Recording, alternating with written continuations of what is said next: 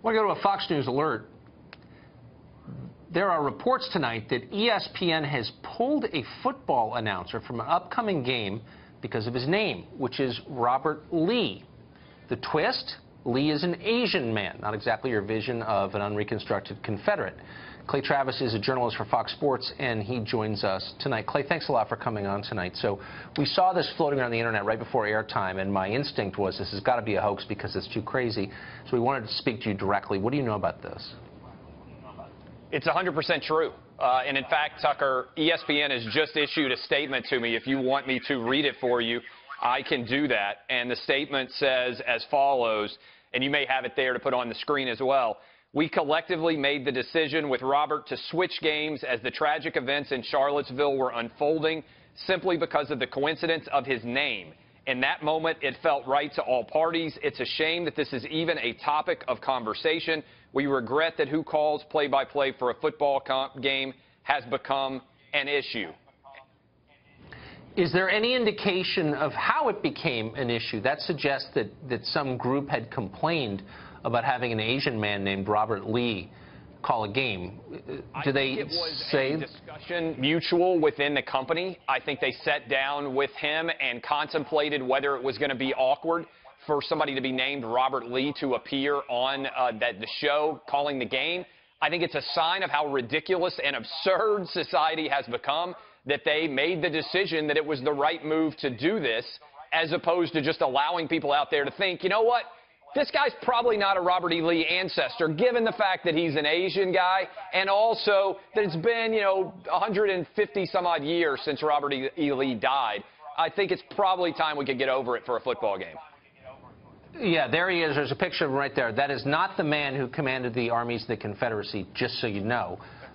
When you say they decided, do you know who would have made this decision? I mean, I'm assuming these are not 22-year-olds. These are executives? Yeah, I think it was executive consultation with the Robert Lee himself. Now, I don't know who would have had the final call.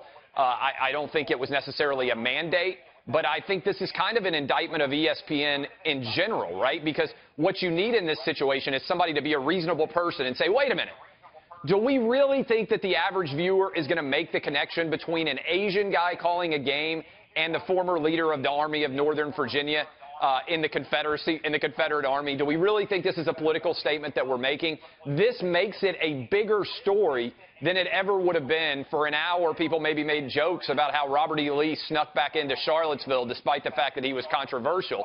Instead, now we're probably going to be talking about how absurd this decision is for ESPN for a couple of days, to be honest. And frankly, it's emblematic of the world we've become, that Onion headlines are even too ridiculous for real-life headlines now.